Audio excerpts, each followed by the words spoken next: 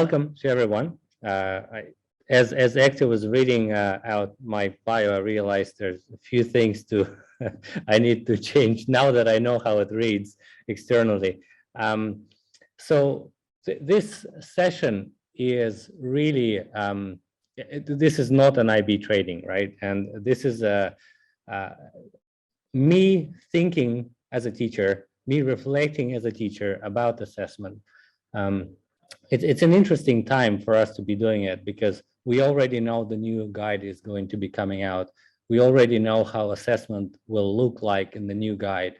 And I think this is an interesting time because it's a point of reflection for us before we transition. What things can we keep? What things do we change? And in that regard, I felt that maybe rather than focusing our discussion today on, the details and small nuances of the assessment, I would like us to look at sort of a big picture of the approach to the assessment. And again, so this is not the way it's supposed to be, right? I'm not trying to present the perfect solution and sell this to you, right? This is, like I said, this is a reflection, right? These are some of the things that I am highlighting to you, but also highlighting for myself, right? And I think it's also worth pointing out that every IB school will have different culture, different mission statement. And so because the context is different, some of the things that I do may not work for everyone. And again, so that's why it's just one of the ways of teaching and assessing in IB business, but it's not the way, okay? So if we keep that in mind, I think it will put us all at ease in terms of sharing our thoughts with each other today and in terms of collaborating and getting the most out of this session. Okay, so I can see there are 21 of us here today, including Hector, of course, and the support. So what I really would love you to do is if you write just one line in chat about your experience. So this will help me to know more about, okay, so how deeply I should be talking about some of those things I planned for you. So if you just type in chat, number of years you're teaching business management and number of years you are teaching in IB program, in any of the programs.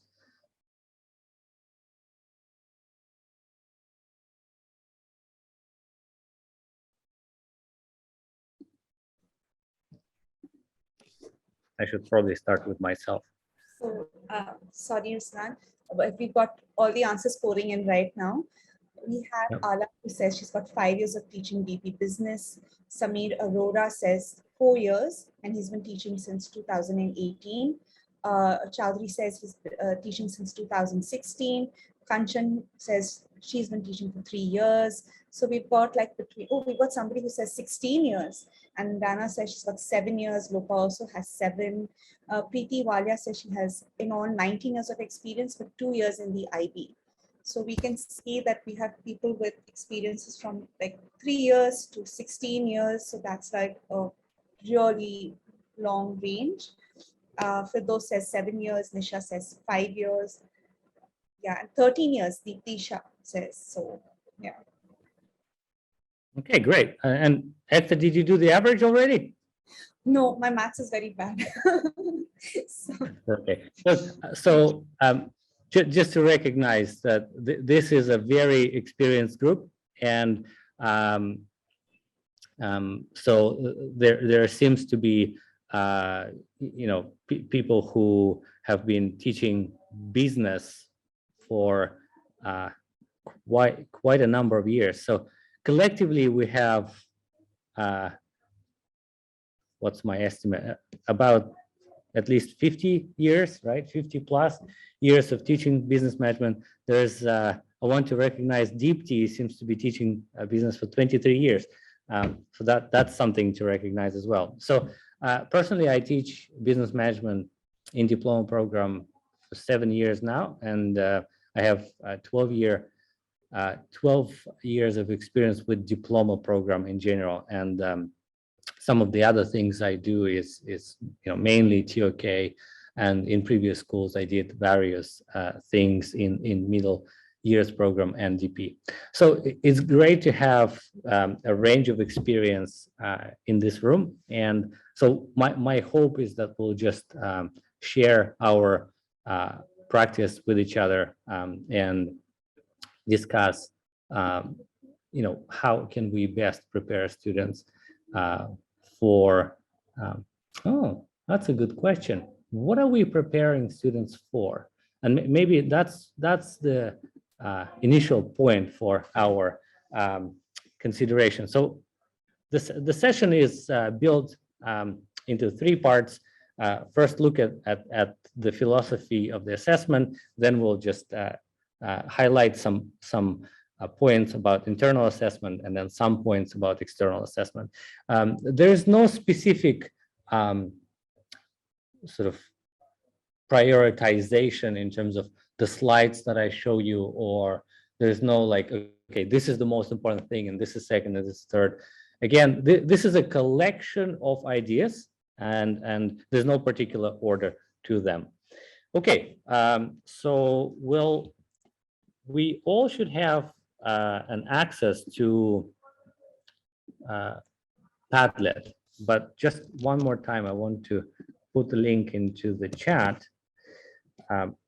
Yeah, thank you. So I'd like us to first start with, just reading over the IB mission statement again, and thinking about, okay, so what exactly are we preparing students for?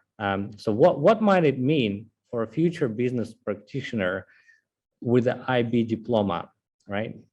Reading this mission again, what might it mean for a future business practitioner with the IB diploma?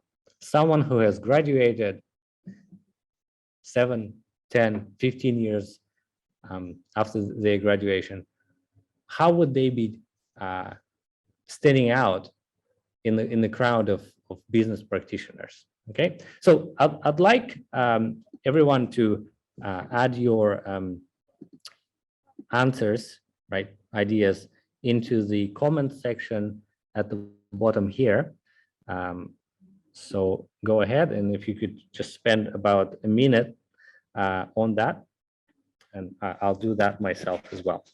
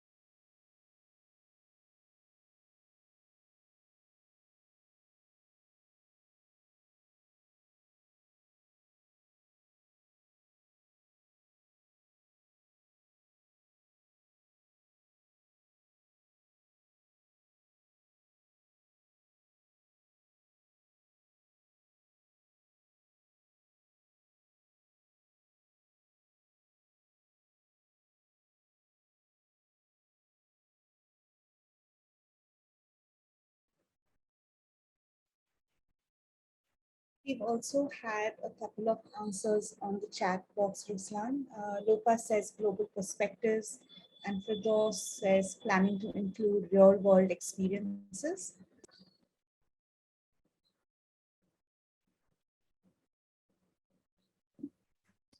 Yeah, thank you. We'll just wait for a little longer because answers are coming in now.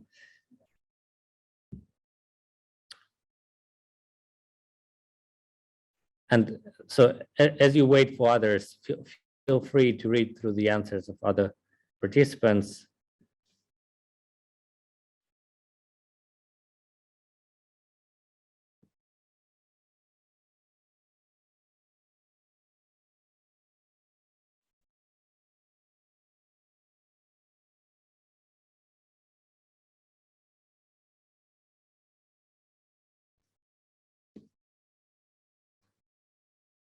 Okay, so if we can just finish typing in the next 10 seconds and we'll move on.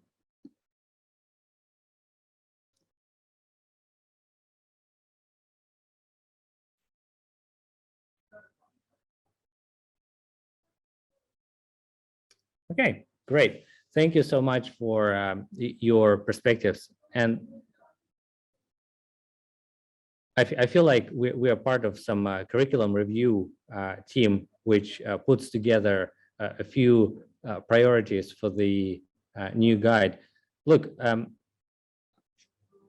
it is very much in line with what I feel personally. It's competent individuals who are able to see multitude of perspectives, including the ethical perspective, and recognizing that there's, the role of a business person goes beyond just the business, and there's a wider role in society and the role in protecting the environment. So, thinking about this, all right, thinking about this, how can our assessment practices reflect all of those aspects? One of the questions that I was particularly thinking about is this. Okay, so how can we judge that someone is coming up with innovative solutions? Is it possible to judge something like that independent of the context of organization, of external environment, the context of culture, society in general? I think this what has caught my mind in terms of what is the main idea in the business management course. Is it the teaching of the SWOT analysis, and is it about ability of calculating ratios and improving them, and what role does the context play in the SWOT analysis and so on? So that's what I was thinking about. And so going back to keeping in mind the role of context, I started to really think about the language of the criteria that we have. So so that's what I would like us to do next. Look at the language of the criteria. And what I've done is I extracted the wording from different parts of the guide, and we can see that there is a clear connection between them. We all want students to understand the theories and apply them skillfully. That's very true. But what else, other than the skillful application, other than the knowledgeable application, what else do you find across the rubrics for the 10-mark question in the part in the section B, IAs, the section C criteria? And I would like you to add I would like you to add the examples, your responses again on Padlet, because that's where we can all read each other's answers easily. So if you could just add your perspectives, right? So putting aside the knowledgeable and skillful part that's important for success, what common themes do you find across? I'll go back to the slides now, but once you're done with slides, if you can just add your answer in comment over here, okay?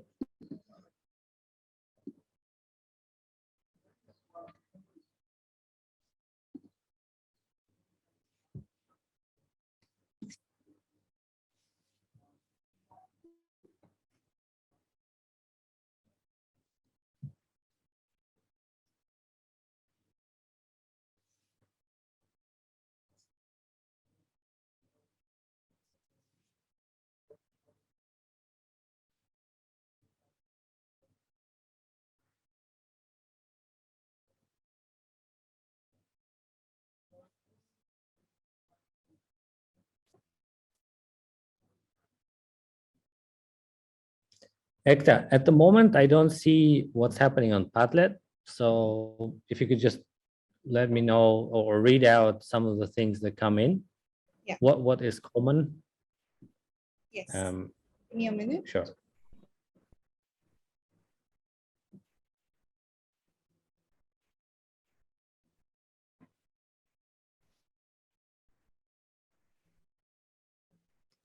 So have interdependence, somebody has said, innovative entrepreneur or intrapreneur, being open-minded, caring towards society and environment. Ekta, sorry. Looking at the second one, the role of one, context in business yeah, administration. Okay, yes, sorry. role of context, yeah. So we've got 3 answers as of now. One is application, correct use of business terminology, context for real-time application of the theories that the student studies. More answers are coming in. We have Preeti who says tools, techniques, and theories. Somebody else has to say the application has to be skillful. And then Samir Arora says developing skill of being able to identify relevant theories, techniques, and tools for using them purposefully.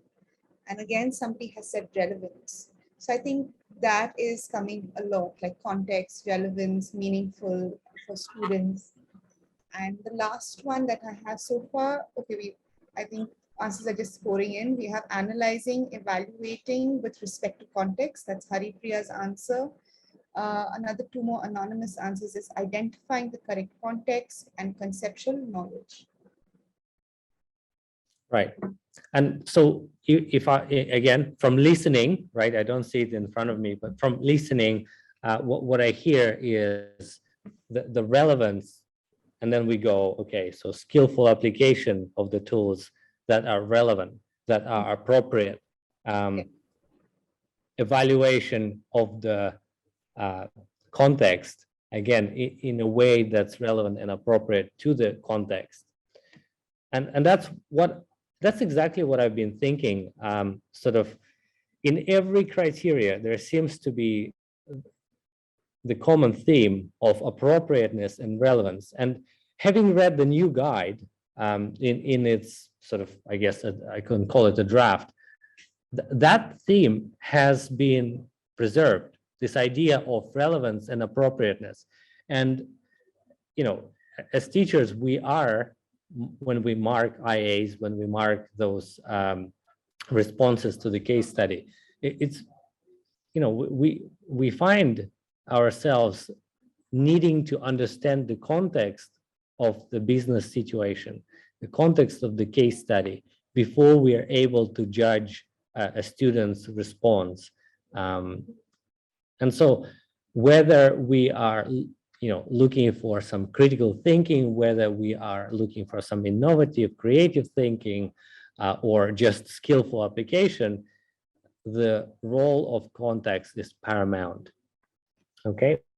And so if that is so, if that is so, let's look at, all right, so there are 20 of us. Let's look at the assessment model, or the way we might think about this assessment model. So if we can all jump onto the Jamboard, and I'm now thinking there are around 20 participants. If we can create breakout rooms with 5, 6 participants. And so what I would like us to do is just a reminder for the future tasks that we will do, is to remind ourselves a little bit about the way the different assessment objectives correlate with the different levels of expectations for our students.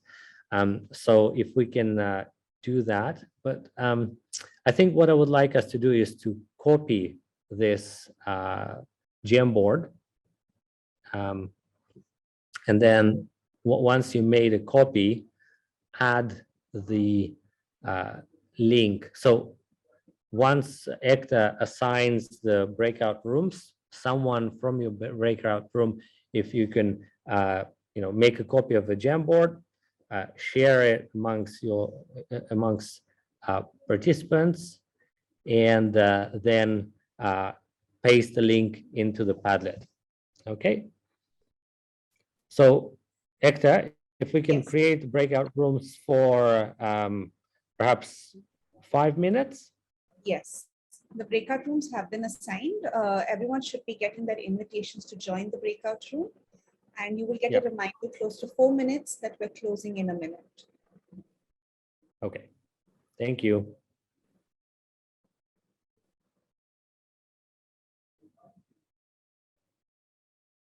Should BD reduce its branches to be more competitive? Right. So how would this bank define competitiveness? Right. And that's the aspect of research that I would like the student to get at, to define the terms, to be clear about short-term and long-term aims of our organization. And then within those parameters, they can analyze that decision. And then again, I think that if the student is looking at, okay, right, different stakeholders, short-term, long-term, this is then opening up the ground for evaluation to happen. Okay, so what's more important, to prioritize this stakeholder over short-term, or this stakeholder over long-term, right? That's the idea over here. Okay.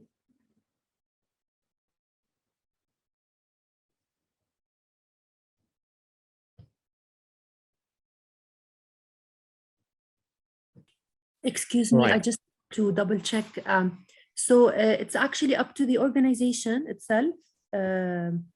I mean, depending on the interview that the student is carrying out with them, they would, I think, tell the student which stakeholder is the most important for them, right? So it's based, I mean, upon the primary research, the interview answers. The student can grasp or can see who is the stakeholder that is most important, and if this stakeholder is important on the short term or the long term, right? Thank you. Yeah.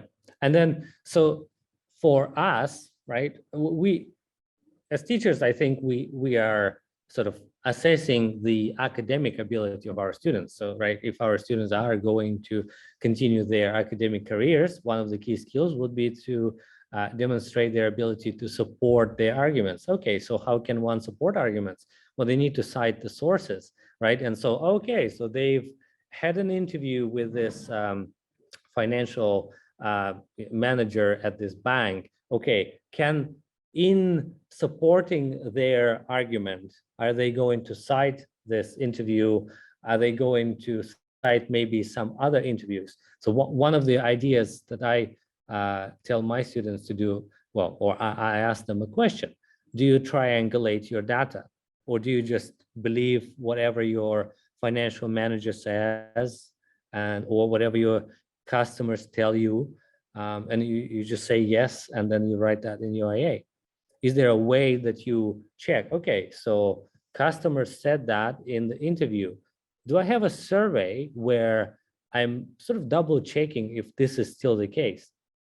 Because I think for a researcher, right, for an IB student who is then looking at, oh my God, I have a financial manager, CFO, and I don't know, production officer, right, CPO, then talk about different things, right, and be in conflict with each other. I think this is where a student's ability to, justify their arguments can be shown. Or I had some cases. This all gets me very excited, by the way. If a formula, right, calculating gearing ratio, yeah.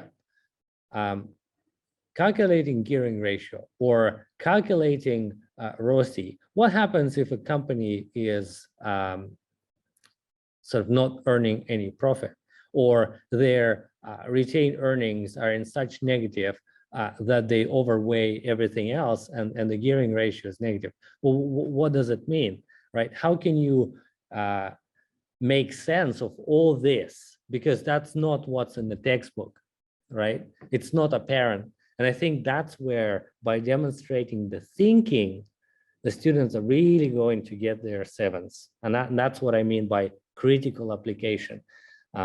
It's when a student has an opportunity to sort of see to what extent is this theory even good in this context, and then recognize the limitations of the theory, and for that, get their reflection marks, right?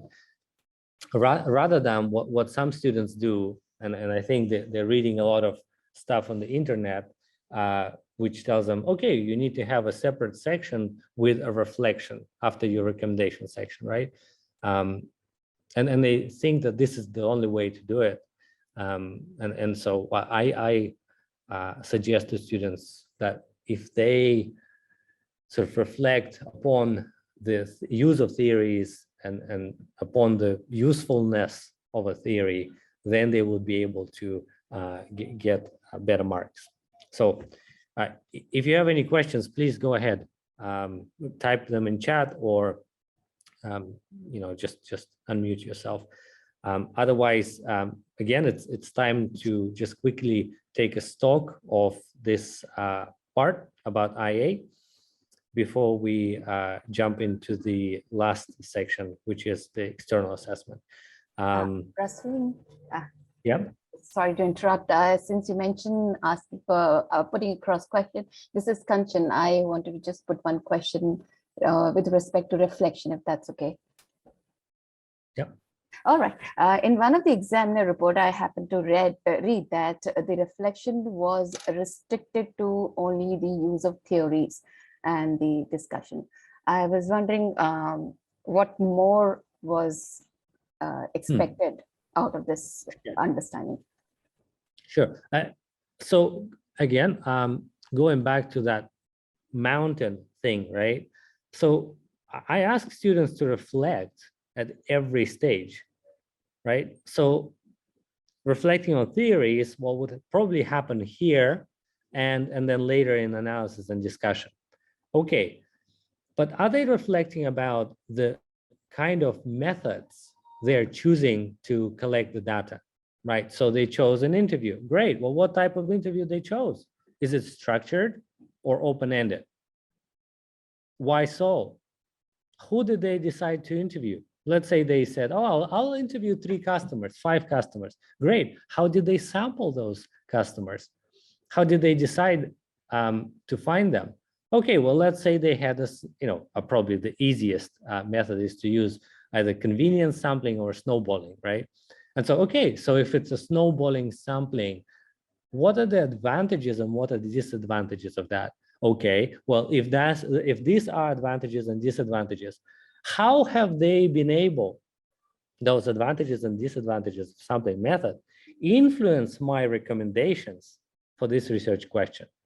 And if students are making that connection, that's when the sevens are coming in, right? As they're able to see, okay, there are some assumptions that I'm making about, data collection, data analysis. And if I'm making those assumptions, right, maybe it's the best choices that I can make within this IA, but there are more, right? And that's why when students write recommendations, I say, okay, sure, your first recommendation should answer the research question, but your second one should be sort of very humble to say, well, maybe we don't know much, and you should recommend that a company does some other research. And then again, it's an opportunity to show and shine what other theories do students know, right? Within the course or beyond this course.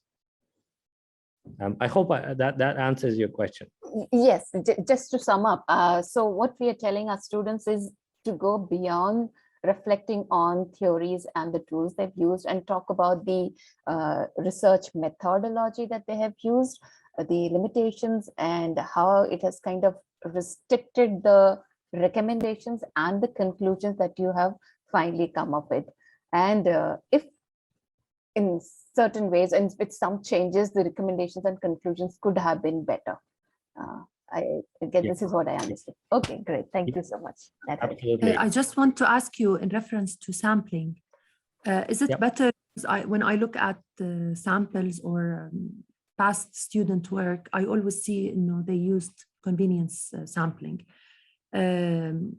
Is it better for us as teachers to recommend other ways of other methods, more accurate methods for sampling? Look, I think that if examiner is going to see that someone has followed the proper method in conducting like a stratified sampling, they will have a lot of satisfaction from reading that work, or even if it's just a random sampling. But the problem is, of course, my students, they write IA in the grade 12, so they're very busy.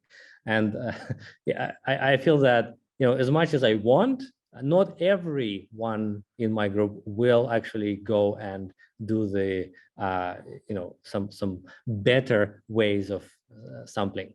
But, just I'm trying to be realistic about my expectations. But there are some students that I see, okay, well, it's also about differentiation, right? So, okay, so this student can definitely go ahead and do some proper sampling methods. So let them, Okay. So, we're running short on time. There's just about 10 minutes before we wrap up the session. Yes. I was just going to say, thinking about that, I just would like to perhaps move on to this last part where, okay, just briefly looking at, the way I think about allocating time amongst different assessment objectives. So if I know that every single question will require students to know and understand, right? Okay, and about 85 to 90% of the questions will ask students to, apply and analyze. Okay, and then I know that about, 50%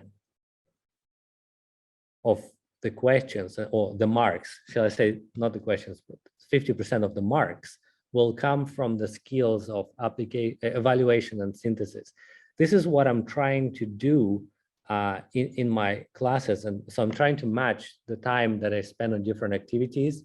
And then I show this to students and I say, when you revise for those tests, exams, mock exams, how much of your time do you spend on just going through the textbook, and how much of the time do you actually practice evaluating and synthesizing?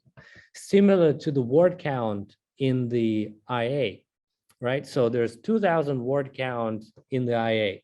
And I say that the 50% of that word count should be evaluative writing, not describing this company is doing this, I have done this, then I collected that information. This is what customers told me. Oh, this is what managers told me. Therefore, right?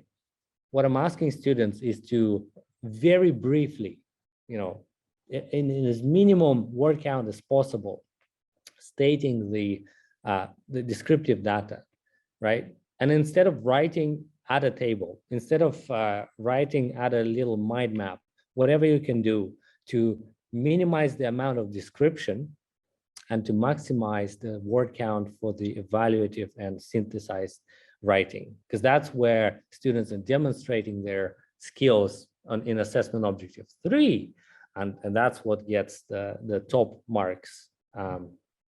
Okay, so this is my approach, and just in the interest of time, I was planning to get you to reflect about the amount of time you spend in classes on different types of tasks, but I'm quite keen to move on to this question. So this is my favorite question, where students are, they're hilarious.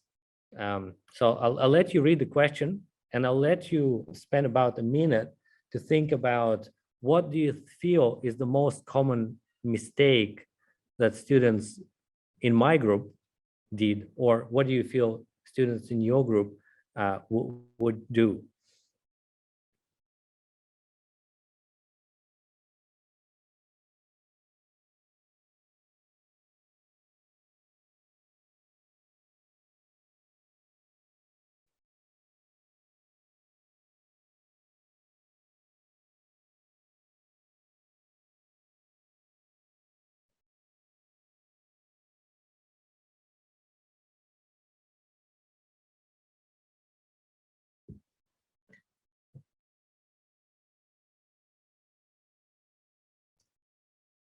Okay, so again, in the interest of time, I'll just sort of give away the most common mistake. So for some of the most knowledgeable and diligent students in my group, they said, well, look, in focus groups, the advantage is that customers, blah, blah, blah. And of course, I had to point it out to students. Wait a second, have you read the case study? Does it say customers?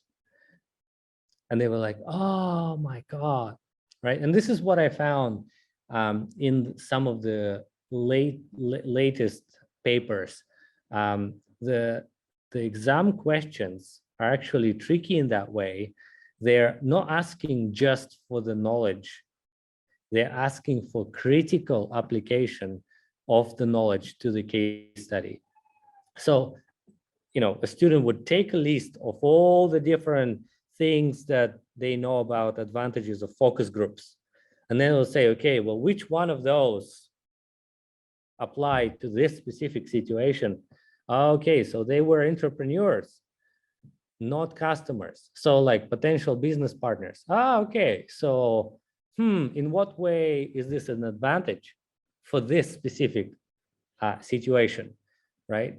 And which one of those theoretical disadvantages would work here, right? And so that is what I'm finding becomes the case with exams, and what students are basically, missing out on in my groups is that they are not paying enough attention to the relevant and appropriate theory in regards to the context. And that's why I started this session with the idea of context.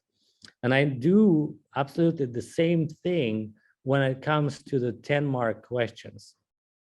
So with the 10-mark questions, I get students to think about the organization and what's the main thing, right? They are given the research question, but what's the significance of that decision for this hypothetical organization?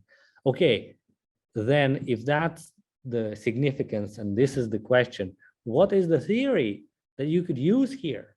Plan it out before you write the essay. Plan it out.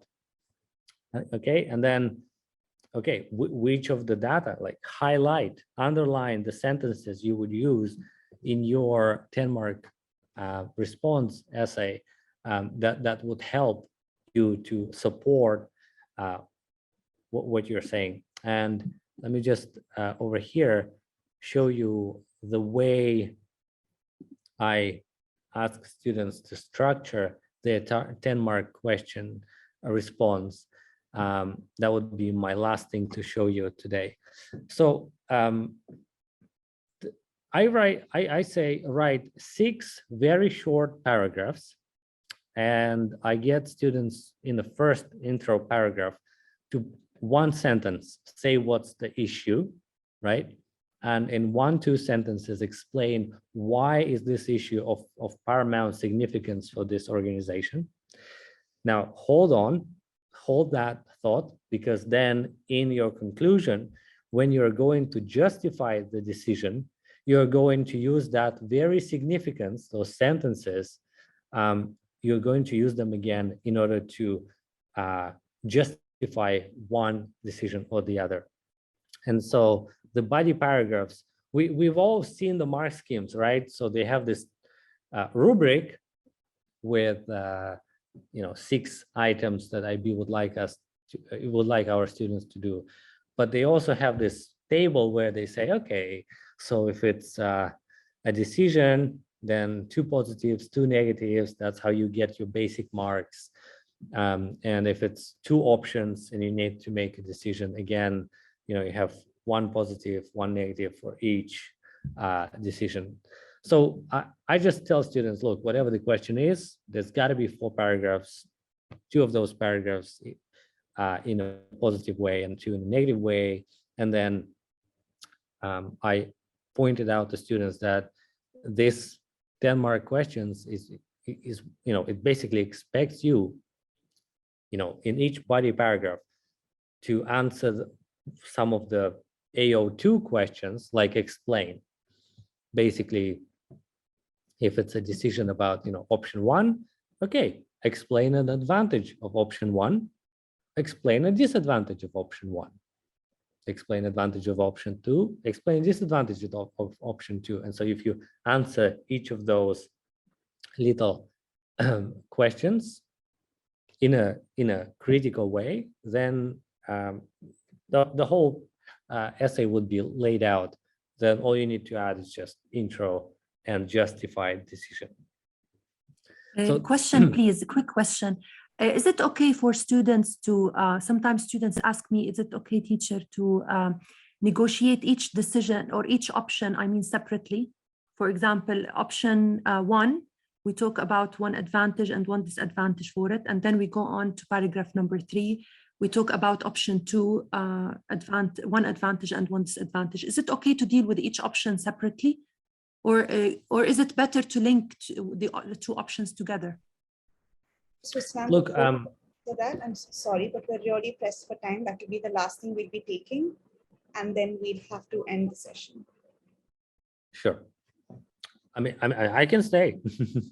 Okay, so we have to think about the rubric, right? Okay, so it says nothing about the way it should answer, right? The student should answer the question. All right, so then coming, and I guess it will be going down to practicalities of actually writing the answer and then what the student is capable of doing. So for some of my higher, able students, what I just say, look, the sky is the limit. And what I find is what they do, they pre-plan this essay before writing it. And what they do, they talk about the option that they wouldn't choose, but they have a counter argument for this option already, sort of building up the grounds in which way they're going to justify the other option, right? But again, this requires practice and skill, and not everyone would be able to do that. So for some students with lower ability, if I can get them to just do the, okay, advantage of this option, disadvantage of this option, right? And if they do that, they get their 5-6 marks, and it's better than nothing, much better than nothing. Okay, so that's my approach. I hope I answered this Thank you. question. Yes, thank you. Okay, look, I've added the checklist that I give to my students in regards to the AO2 questions and AO3 questions. Okay, and a link to this presentation is in chat.